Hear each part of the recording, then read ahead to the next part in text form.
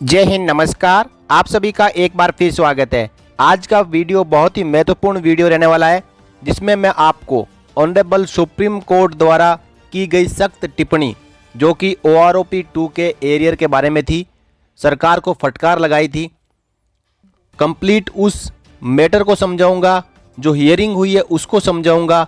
साथ ही ministry of defence के department of ex servicemen welfare के ऑफिशियल लेटर और CGDA के सर्कुलर के बारे में भी बताऊंगा कि कब कब क्या क्या घटना हुई और किस प्रकार पूर्व सैनिकों को न्याय मिला।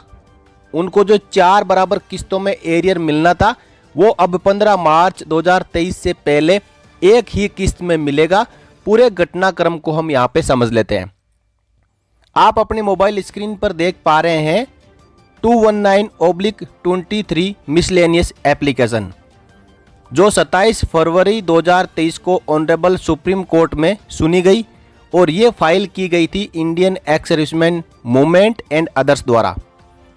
इस एप्लीकेशन के ऑनरेबल सुप्रीम कोर्ट में हियरिंग में आते ही ऑनरेबल सुप्रीम कोर्ट ने भारत सरकार के रक्षा मंत्रालय और department of ex servicemen welfare के साथ साथ additional solicitor general of India को कहा कि आप ऑनरेबल सुप्रीम कोर्ट का आदेश क्यों नहीं मान रहे। सबसे पहले सुप्रीम कोर्ट ने कहा, इस न्यायालय के 16 मार्च 2022 के फैसले से वन रैंक वन पेंशन योजना के तहत एरियर का भुगतान सभी पेंशन भोगियों को 3 महीने की अवधि के भीतर करने का निर्देश दिया गया था। इस न्यायालय के दिनांक 16 मार्च 2022 के निर्णय का पैराग्राफ 51 नीचे दिया गया है, जिसमें कहा गया है, हम तदनुसार आदेश और निर्देश देते हैं कि 7 नवंबर 2015 के लेटर के संदर्भ में 1 जुलाई 2019 से 5 साल की समाप्ति पर एक पुनः निर्धारण यानी OROP रिवीजन अभ्यास किया जाएगा। सशस्त्र बलों के सभी पात्र पेंशनरों को देय बकाया राशि की गणना की जाएगी और उसी के अनुसार 3 महीने की अवधि के भीतर भुगतान किया जाएगा। ये बात थी साथियों 16 मार्च 2022 की। 3 महीने में OROP 2 के एरियर के भुगतान का आदेश माननीय सुप्रीम कोर्ट द्वारा सरकार को दिया गया था। 3 माह की अवधि 16 जून 2022 को समाप्त हो गई थी। केंद्र सरकार के रक्षा मंत्रालय द्वारा दायर एक आवेदन पर 16 सितंबर 2022 तक के एक आदेश द्वारा 3 महीने का और विस्तार दिया गया। यानी 16 जून 2022 को जब तारीख समाप्त हो रही थी तो 9 जून 2022 को सरकार ने यानी भारत सरकार के रक्षा मंत्रालय ने ऑनरेबल सुप्रीम कोर्ट में फिर से अर्जी लगाई कि उनको 3 महीने का समय और चाहिए।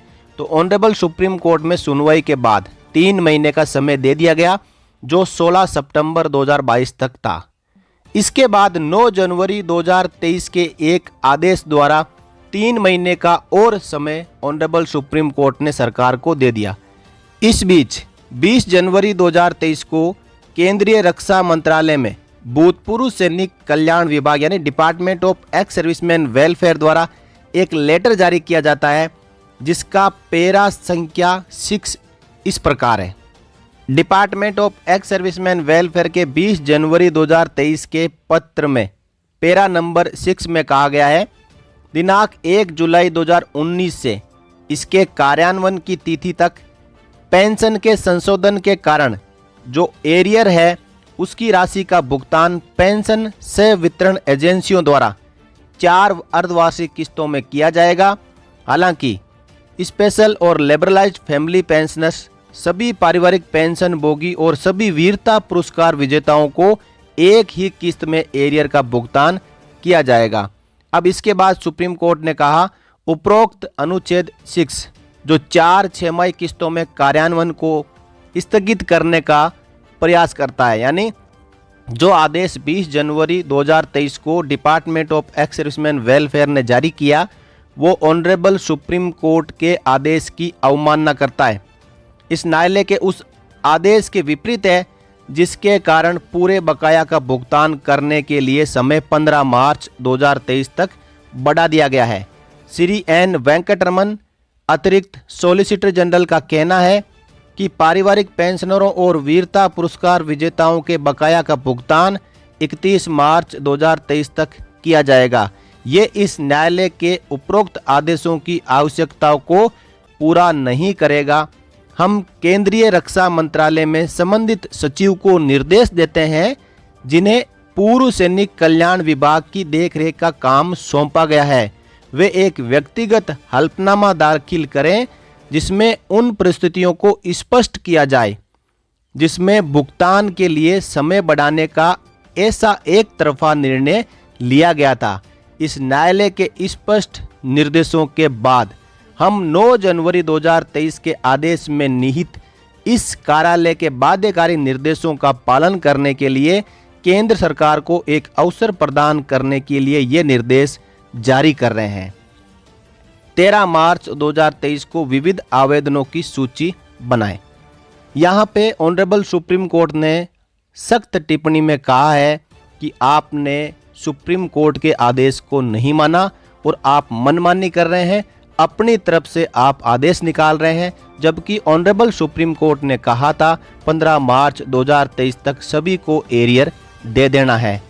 अब जो 9 जनवरी 2023 का आदेश है, उस आदेश को पालन करने के लिए एक अवसर केंद्र सरकार को और दे रहे हैं, एक हल्फनामा पेश करना है और यदि सही पाया नहीं जाता है यानी आदेश की अवमानना मानी जाती है तो कंटेम्प्ट ऑफ कोर्ट की कार्रवाई ऑनरेबल सुप्रीम कोर्ट द्वारा भारत सरकार के खिलाफ की जाएगी।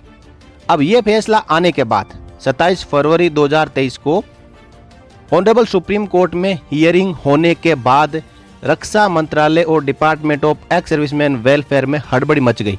उन्होंने आनन फानन में फटाफट कंटेम्प्ट ऑफ कोर्ट की कार्रवाई का नाम आते ही department of ex servicemen welfare ने 27 फरवरी 2023 को ही लेटर जारी करके सीजीडीए और पीसीडीए को आदेश दे दिया कि आप 15 मार्च 2023 से पहले सभी एलिजिबल पेंशनर्स को OROP-2 का भुगतान कर दें। देखिए साथियों, यही वो आदेश है मिनिस्ट्री ऑफ डिफेंस के department of ex servicemen welfare का, जिसमें यहाँ पे मिसलेनियस एप्लीकेशन 219/23 का रेफरेंस दिया हुआ है और इसमें आगे कहा है कि ऑनरेबल सुप्रीम कोर्ट में जो 27 फरवरी 2023 को सुनवाई हुई है, उसमें जो ASG है उनकी तरफ से ये सलाह दी गई है कि पेंशनर्स को 15 मार्च 2023 से पहले OROP-2 का पूरा एरियर देना पड़ेगा, नहीं तो कंटेम्प्ट ऑफ कोर्ट की कार्रवाई हो सकती है। और उसी सलाह के बाद department of ex servicemen welfare ने ये लेटर जारी कर दिया है। आप यहाँ पे देख पा रहे हैं कि जॉइंट JCDA पेंशन उलन बटार रोड दिल्ली को ये लेटर जा चुका था और JCDA ने तुरंत ही ये लेटर PCDA को भेज दिया और PCDA ने भी अपना काम करते हुए, आपको मैं बताऊं तो 28 फरवरी 2023 को एक फिर से सर्कुलर नंबर 667 जारी कर दिया और उसमें स्पष्ट निर्देश दे दिया गया सभी PCDA, CDA और बैंकों को कि आपको 15 मार्च 2023 से पहले सभी पेंशनर्स को OROP-2 का बकाया यानी एरियर जारी करना पड़ेगा। यहाँ पे आप देख पा रहे हैं कुछ एक रेफरेंस दिए हुए हैं, जिसमें जो ओरिजिनल सर्कुलर है 666 20 जनवरी 2023 का, उसका भी रेफरेंस दिया हुआ है।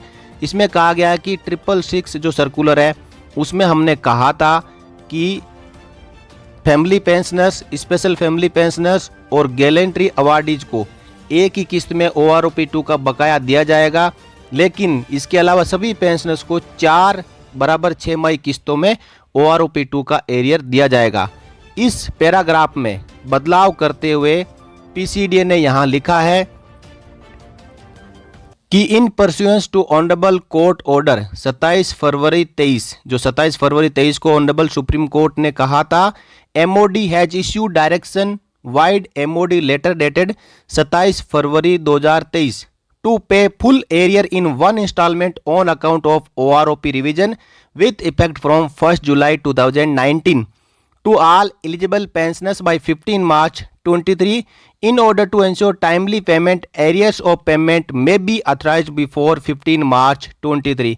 यानी ऑनरेबल सुप्रीम कोर्ट के आदेश के बाद रक्षा मंत्रालय ने एक लेटर जारी करके ये आदेश दे दिया है कि 15 मार्च 2023 से पहले पहले एक ही इंस्टॉलमेंट में सभी पेंशनर्स को OROP2 का एरियर दे दिया जाए।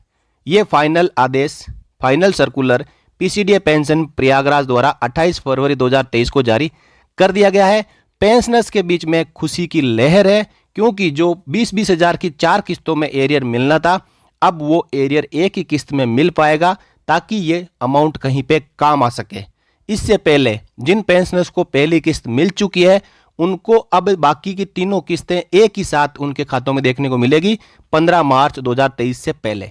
इस समय जिनका भी कोरिजेंडम PPO जनरेट नहीं हुआ है, तो हो सकता है कि अप्रोक्सीमेट अमाउंट उनके खातों में क्रेडिट कर दिया जाए, और जिनका कोरिजेंडम PPO जारी हो चुका है, उनको फिक्स अमाउंट जितना बन रहा है वो उनको एरियर के तौर पर उनके खातों में देखने को मिलेगा। तो साथियों, ये खुशखबरी है, और आखिरकार कम से कम एक मामले में तो पेंशनर्स की जीत हुई है। इससे पहले OROP के ऊपर जितनी भी सुनवाई हुई वो भारत सरकार के पक्ष में गई, लेकिन आखिरकार जो एरियर मिलने की बात है, इसके ऊपर सुप्रीम कोर्ट की सख्त टिप्पणी के बाद PCDA, CGDA, department of ex servicemen welfare और रक्षा मंत्रालय को झुकना पड़ा, और एक ही किस्त में एरियर देखने का फैसला लेना पड़ा। साथियों, वीडियो को लाइक और शेयर करें, और चैनल पर नए हैं तो सब्सक्राइब करके बेल आइकन प्रेस कर लें। अगले वीडियो में फिर मिलेंगे, तब तक के लिए जय हिंद, जय भारत, वंदे मातरम।